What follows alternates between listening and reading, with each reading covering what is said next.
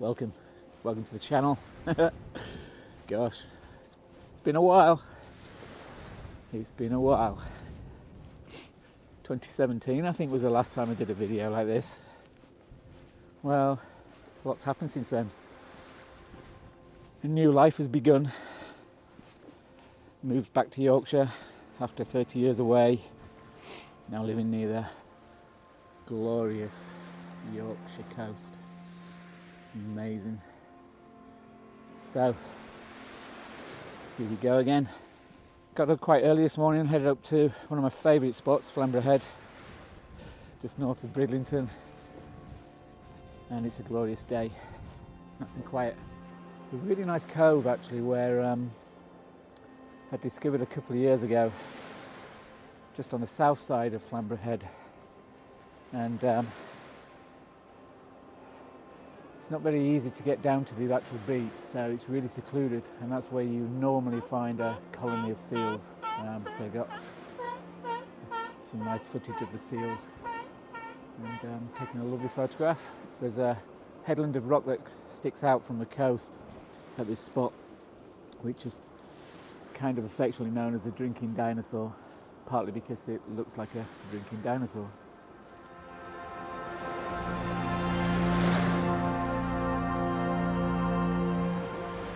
Already got a shot in the bag, all going well.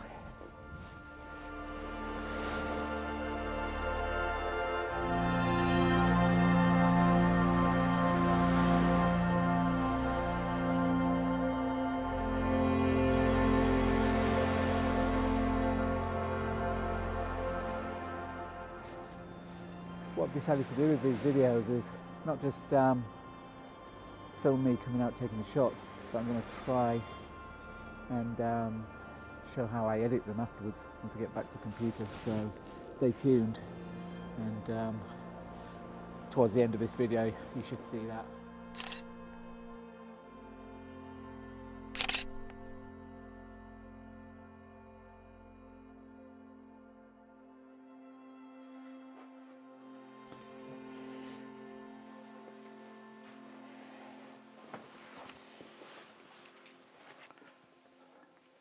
Okay, so I've loaded my photos into Lightroom for iPad, which I think is a really great application. I find it a lot easier to use it on the iPad as well than on the desktop. Desktop's great, but pretty much everything that you can do on the iPad and you can use with the Apple Pencil, and it's just a little bit more intuitive.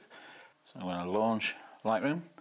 I've already preloaded my images into the application. I always shoot raw, makes perfect sense. You've got captured as much colour information as possible in the raw file, and I always tend to try and underexpose slightly when I'm taking the photograph, just so I don't blow out any of the highlights in the sky. So this is the photo I think I'm going to go with first off, although I've tried a few others, and you see I had a little play already, but I like this particular image here because we can see through the archway. So I normally start off by going to the optics and just making sure that remove color aberration and the enable lens corrections is always on. Have those on set as a default, so as soon as I load in images, Lightroom reads the metadata from the file and it will switch those on and make any adjustments as necessary. Now with this image here, mainly I'm just going to be working in masks and a little bit of exposure changing, and just try and raise the exposure a little to compensate for my underexposure. But what I can do is first off is go into a mask and choose a linear gradient mask, and this is going to be for the sky, so I'm going to go quite harsh initially, and I'm not going to worry too much about going over into the land mass just yet, because I can always pull that back. And then I'm going to underexpose slightly for the sky, try and take out some of the highlights, and maybe just slightly down the shadows. And it's just really trying to bring some of that detail back into the sky, like so. And then I think I'm probably going to crop this later on, but initially what I'm going to do, I'm going to open another linear gradient and make this a little bit smaller at the top, and then reduce the exposure down on that. And I'm going to drop down the contrast as well, because I don't want it really harsh. You see, the contrast makes it a little bit harsh up there, but I don't really want that. So there, that's looking kind of good. Now you can see a little bit of orange coming through in the sky, because it was early morning. The sun had pretty much only risen maybe half an hour previous, and there's a nice little bit of orange glowing there. I just want to bring some of that orange back out, so I'm going to jump back into masks again, and I'm going to choose a radial gradient this time. I'm just going to go quite bold here, I think, and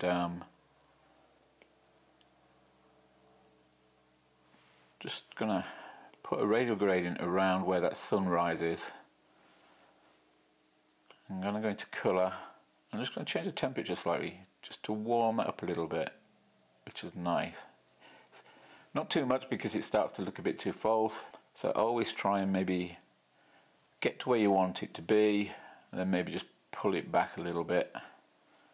I'm just going to add a little bit of saturation to that as well. And that's just going to bring some of that morning glow back into the shot, which I could actually see with my eyes when I was there. Now that's not looking too bad.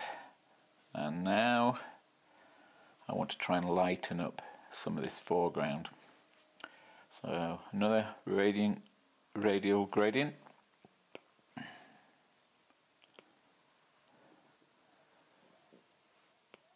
Just gonna put that over the top of the headland there. Raise the shadows a little bit. Raise the exposure just a tad. Sometimes I like to knock down the highlights, but I think this is going to look better with a little bit of highlights in there. Maybe add a little bit of whites in there as well, just to give a bit more definition, and knock down the blacks a little. And I also want to just warm that up a little bit as well, so, and just a little tad, just so it's picking up a little bit of that early morning glow from the sunlight. Okay, and now we're looking quite good. I can just, yep, so if I just click the image on my iPad, you can see where we've come from already with just a few little tweaks, and how it's looking so much better. Now at this point I'm looking a little bit more about the composition, and obviously I want the area of the beach where the seals are all lying to be a bit more prominent. So I'm thinking we need to probably crop. Now I always like to choose a 4x5 or a 5x7.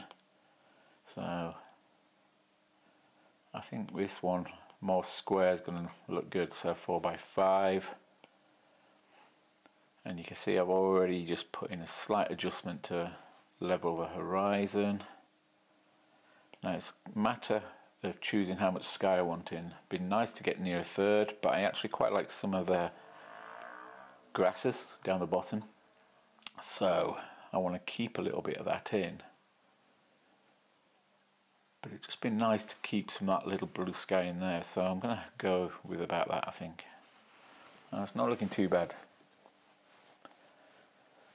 Now in hindsight, I think probably I would have preferred to have gone a little bit wider on this shot just to get a little bit more of the headland in on the side, but I've done that on another shot somewhere else. Let's have a look. Yeah, you see that's looking, this is another shot that I've taken. As I've looked at it again, I've probably gone a bit too warm on the glow, but I'm liking that cove a little bit better. But unfortunately you can't see the arch the same in the headland. I really like that arch there, and this is where that piece of headland gets its name, Drinking Dinosaur. You can really see this looks like the head of the dinosaur drinking. This looks like its body and its tail. But anyway, what I'm going to just do now is another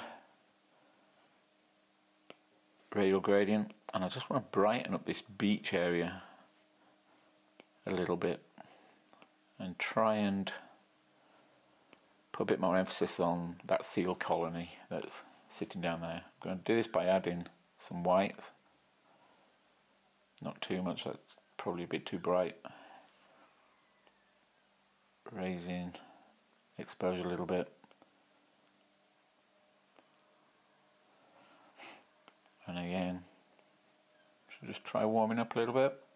Just warm that up, just to put a bit of colour in that sand. It's mainly pebbles and shingles down there, but there is a little bit of sand in there. So what I tend to do when I'm editing images like this is probably go quite extreme, not too extreme, but quite extreme, and then I just gradually keep pulling it back. You know, so I'll start somewhere like that and you think, yeah, that's way too much. And then you pull it back a little bit and you think, that's looking okay, but sometimes you can even go a little bit further back. So that's just plus 18, plus 17, something like that on the temperature, just to warm it up. I'm going to settle for around about plus 10 or 11, I think. Very subtle. Okay, that's looking kind of good now. Now, because I did the linear gradient for the sky, the top of that, the headland's just starting to go a little bit too dark for me, so I'm going to create a new mask, this time a brush, and I'm just going to brush in using my Apple pencil. And it can be quite rough here, doesn't need to be that precise because I'm only going to do really subtle changes. And I'm just brushing in areas. Sometimes I'm pressing quite heavy, sometimes I'm not. Just brushing in areas that are kind of dark. And then I'm just going to go into the exposure and just lighten up ever such a little bit and raise the shadows.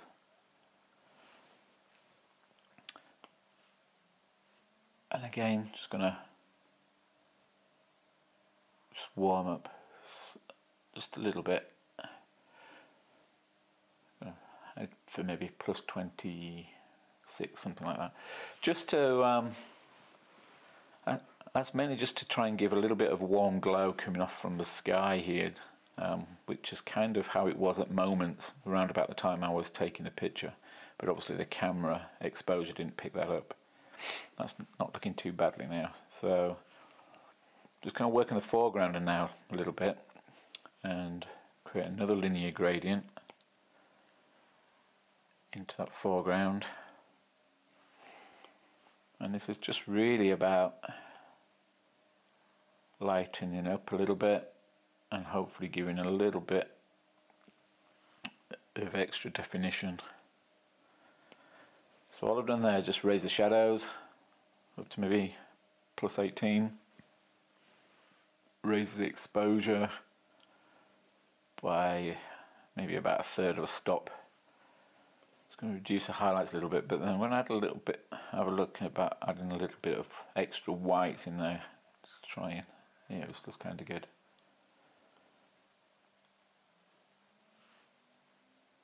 And just add a little bit of contrast. And then that's not looking too badly, so let's see where we were before. Yeah, as you can see, the exposure straight out of the camera is looking really flat. Now we're starting to get a little bit of depth into there, which works really nice. Now the only thing I want to do is probably get another mask, again a brush, and I'm just going to brush over this side of the cliff tops,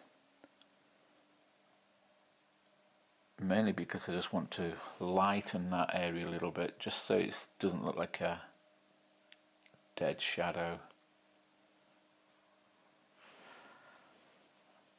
Okay, that's good. And I think we're pretty much there now. What I'm going to do now is just sharpen ever so slightly, because I found with my raw files that they do need a little bit of sharpening straight out of the camera. And I'm going to add a little bit of masking so that it doesn't sharpen edges too much, and then just have a look at 100%, tiny little bit of noise reduction, and I think we're pretty much there. Not too bad. Okay, while I'm here, I'm just going to revisit this one that I edited early and tone it down. I find this a lot sometimes when I'm editing images like this, that once you've edited an image and you kind of think you're happy with it, best thing to do is go away, go do something else, come back 30 minutes later, take another look, and some things really jump out at you and you think, whoa, why did I do that? That's way too much, that's way too overboard. And that's what I'm thinking with here. Mainly the area around the sky and where I've warmed up all that area. So I'm just going to go back into my masks and find this one here, I think. Go back into colour, and you can see, if I cull it right down, you can see the effect that that's happening. And I just want to bring that back down a little bit. And I think that's much better. Same with this one as well. Just make that a little bit cooler. That's good. I think that's looking much better. So, not too bad. Two good images there. Well, not bad images, but ones that I'm kind of happy with. And that's pretty much it. Gosh, this is beautiful. Absolutely stunning. What a sky. See there? Amazing.